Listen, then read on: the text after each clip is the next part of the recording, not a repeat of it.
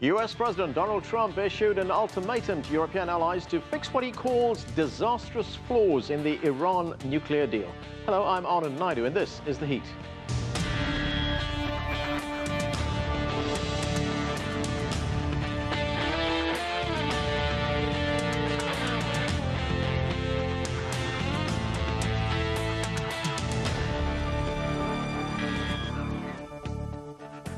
Iran says the United States crossed the line by imposing sanctions on its chief judge and is rejecting any changes to the 2015 nuclear accord.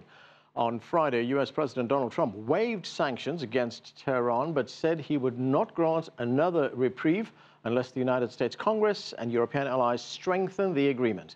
The US Treasury Department also placed sanctions on 14 people and entities. Iranian President Hassan Rouhani says the US has failed to undermine the deal and hailed it as a victory for Tehran. This guy, Mr. Trump, has been doing everything he could for a year, even since his election campaign, desperately struggling to destroy the deal. He hasn't succeeded so far. This shows the deal is solid, and it means a victory for international commitments. It means a victory for law over dictatorship.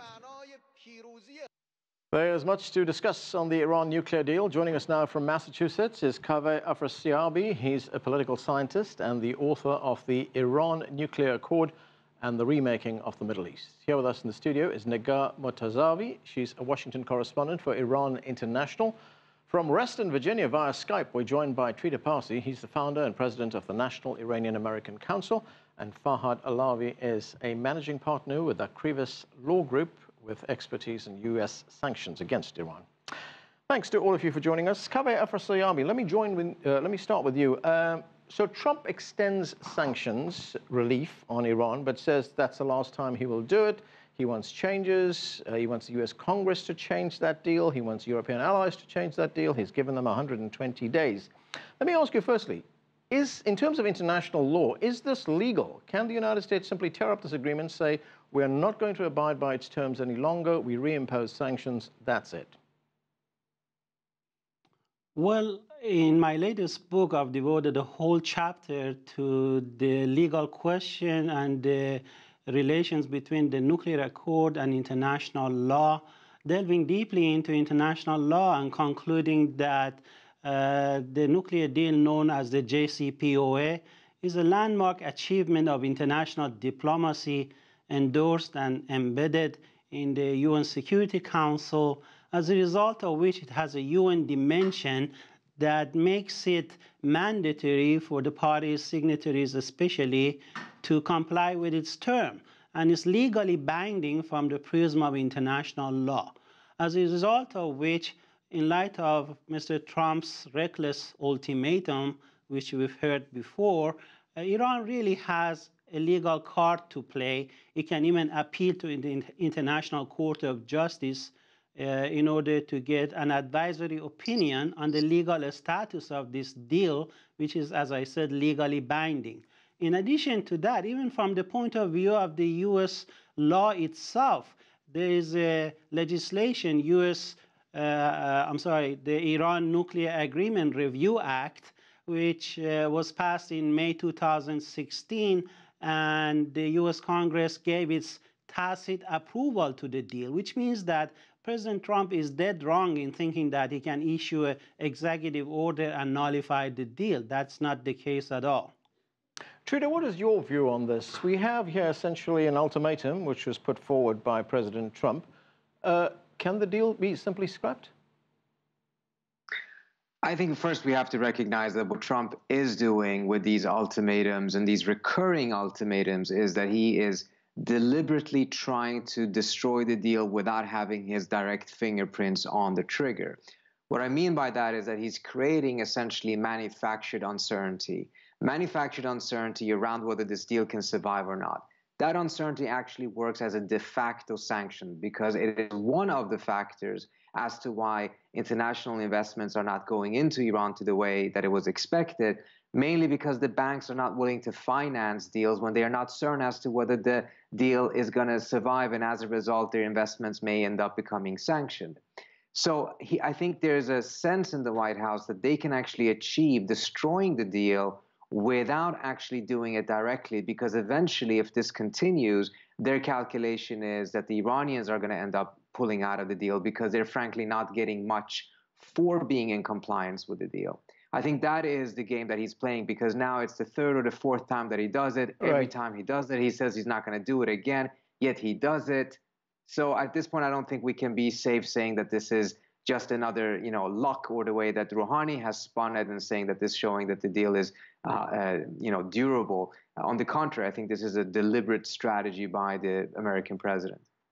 What do you think, Farhad? I mean, the deal calls for sanctions to be lifted on Iran, this JCPOA, Joint Comprehensive Plan of Action.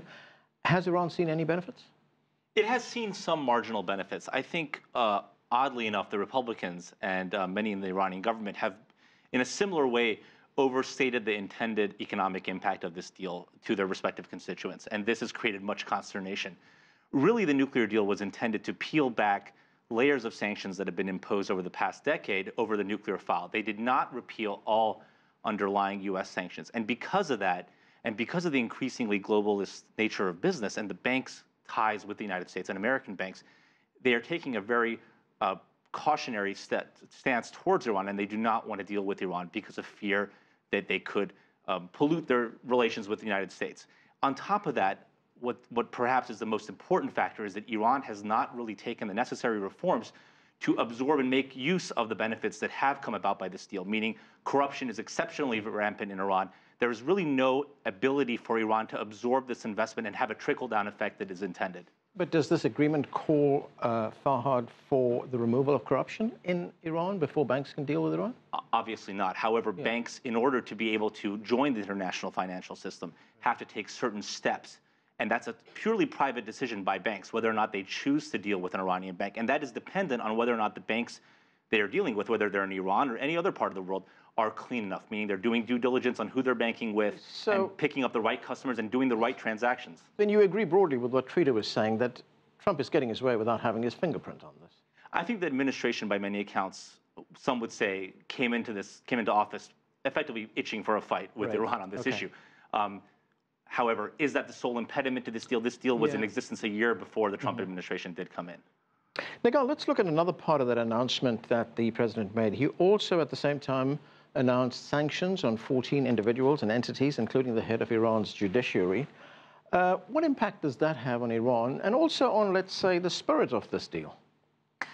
The human rights sanctions usually act as a symbolic move from the U.S., and the Trump administration was pretty clear that this was a provocative move, especially on Sadiq Larijani, the head of judiciary, and they wanted to send a very strong message to human rights abusers. And quite frankly, if you talk to activists and even the moderates and reformists on the ground, they're not fans of Sadiq Larijani. So the fact that he's sanctioned or put on a human rights abuser list, it has sent out a strong message. Iranians have, of course, the government has come out calling it the ultimate red line. But at the end of the day, this is outside of the territory and the scope of the deal, and it's not really much that Iran can be complaining when it comes to the U.S. compared to the other factors that were mentioned, the uncertainty that President Trump has created, that every 4 months this might all be blown up. So imagine if you're a big company in Europe, if you're a foreign investment and you want to enter this Iranian market, you don't know what's going to happen in the next 4 months. That's just not really good formula for business. Right. Kaveh, there has been a response from the Iranian president, Hassan Rouhani, to this latest threat from President Trump. Let's listen to that.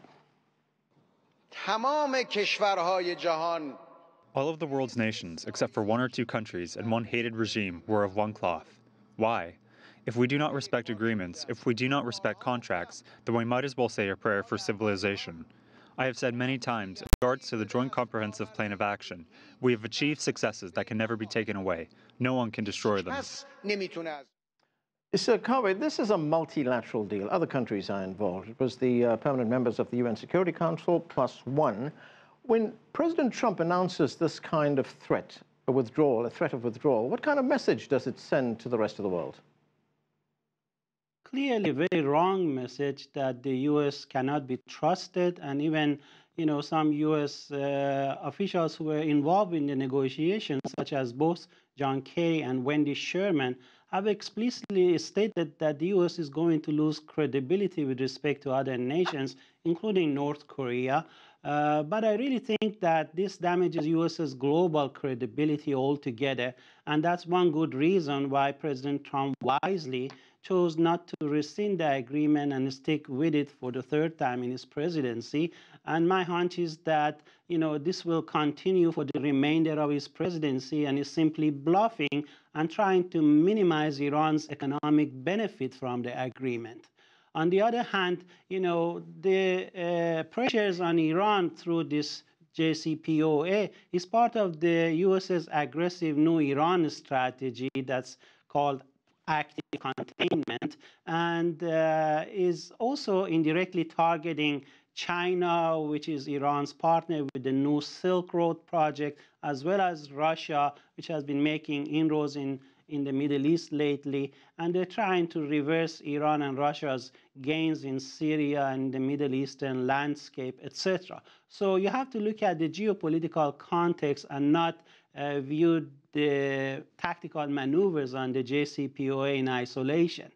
I hasten to add that, in my opinion, U.S. and Iran have a number of shared and parallel interests, such as stability in Afghanistan and Iraq and anti-terrorism, that require a wholesale reappraisal of U.S.'s very destructive approach toward Iran at the present time, that requires, trying to gain market advantages from the nuclear deal and pursuing smart economics, which is sadly lacking on the part of Washington today. Trita, can the fact that there are several other major powers that have been party to this deal, that are signatories, including very close United States allies like France, Germany, the United Kingdom, can it negate this threat that President Trump has made? Or does the United States have a great deal of power, financial muscle, if you like, to get its way? Well, politically, you can clearly see how the Europeans have been very, very firm, and they've been lobbying Washington quite extensively to try to convince the Trump administration not to do what it's currently doing, and certainly not to pull the plug on this deal altogether.